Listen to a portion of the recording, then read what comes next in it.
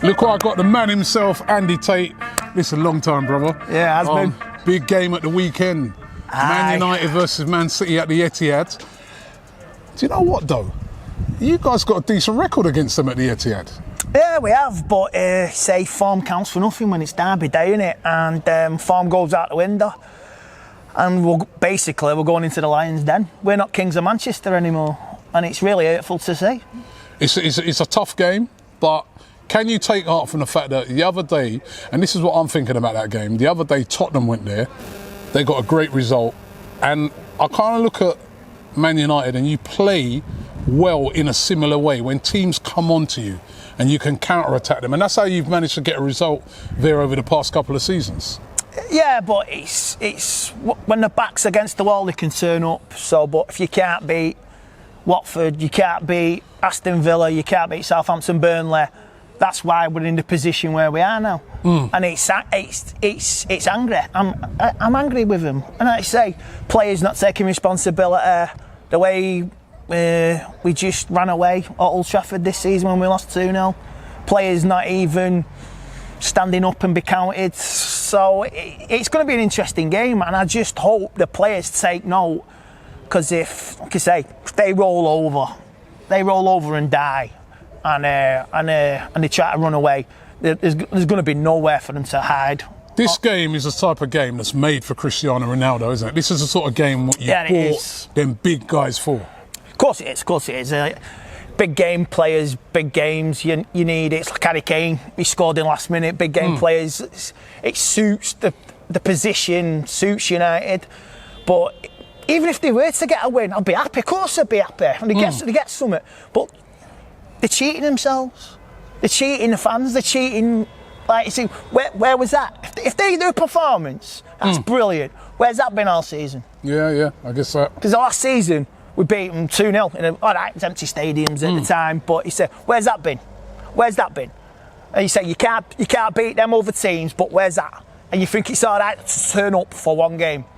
Now, if you turn up and we lose, I can still hold my head high. All United fans can. And that's brilliant, lads. That's what we lost. But fuck it, you give it your all, lads. That's fantastic. You need to win this game this weekend, though. Of course we do. In a way, if you was to lose this game, and Arsenal, they're away at Watford. We'll come kick off what we need to do. Because you kick off at 2 o'clock and our game's 4:30. That's right. I mean, like West Ham play, was it Liverpool Saturday? Liverpool Saturday. So, say, it's like, remember a couple of seasons ago, 2018, nobody wanted to get top 4, and it went to like we blew it. We had a chance at Huddersfield and we drew, and you were on to Crystal Palace. Yeah, and you were still going at it, and nobody wanted it. It's just like that season. Who's going to get it this year then? I really can't answer that. I really don't. I mean, the only way is say we would be like we were in the Champions League and at a neutral, and you get top 4. But that's a scenario. Hold on a minute. You think you can win the Champions League? You know what? I'm not saying we can, but... You know what the thing is, though? When Chelsea won it last season, nobody gave them a prayer. You never know. Right, to win the Champions League, you need skill. The skill's in the team, but whether that skill comes out is another thing. Every team has skill. You need big-time players as well. You need luck. You need a draw to go your way. You need other teams to play each other. I mean, Chelsea in 2012, they did it as well. So it can happen. But I don't see it. I see problems with United's defence. I mean, like I say, you could completely fluke it. But it's going to go, I say, the scenario is what's going to happen. Arsenal get the top 4. West Ham win the Europa League. United win the Champions League. How does that work? Are you going to have 6, 7 teams, up to 6 teams in it? I ain't even thought about that yet. I think somebody loses out. Yeah, somebody loses out. Or do you play off? Do you play off against each other? I don't even know. We're going to have to check that. It's going to be one of those, isn't it? It's going to be one of them, man. It's the rules, isn't it? It's like, was it that season we won the Europa, 5 teams were allowed in. And it's like it was good. It was good, but we have to see what happens in the season. Yeah. There's a lot of points to play for. You got games in hand, big matches coming up thick and fast. So you've got a clear season. You got to prepare. You got a week every week. You got a full 7 days to prepare for each game every weekend. if we progress in Europe, then like say Wednesday, Sunday, Wednesday, Saturday, it all varies. It varies. I mean, I'm still clinging to Chelsea. You can still catch Chelsea. One final thing I want to ask you actually. Obviously, Rangnick won't be here. Who would you have as manager? Who'd you like to see come in next? Ten Hag. Ten Hag. I've heard rumours the last 24 hours. Ancelotti. Now, nice, but not long term. Yeah. I would have gone. Ancelotti should have come in after Ferguson in 2014 because the transition would have been a lot smoother, a lot easier. We wouldn't have had David Moyes, and I wouldn't have lost my head. You can't keep blaming the players, the managers now. It's the players.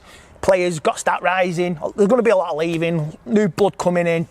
I mean, let's say, for me, the player of this season is Elanga for me. He's just buzzing. I love the lad.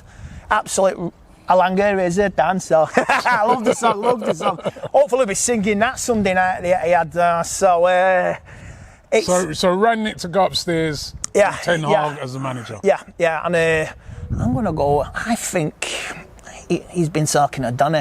I'm saying Donny's staying. He's already been Van der Beek to come back. Yeah, I think he's already talking. He's already spoke to him. I say they've been talking on the quiet, yeah. So the next manager will come in and see Donny for what he is, and like I say, he will use him. I don't dispute McTominay, McFred, it's what you call it. They'll play a part, but you want strong midfielders. What I say, it's a free-for-all in the summer. It's going to be a mad season next season, a mad summer.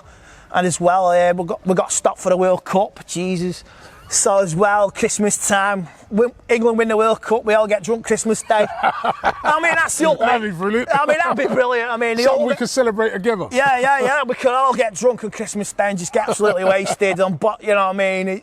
So you pause for 6 weeks, then you're like, okay, can we start hating each other again? So I don't know where it goes, what happens, but it's going to be, you got to start somewhere and build. Listen, mate, always a pleasure. Yeah. Right, and have a great weekend, apart from the result in your game. Good afternoon and welcome back to DR Sports for another edition of the Saturday Football Show. There's been a goal at the Amex!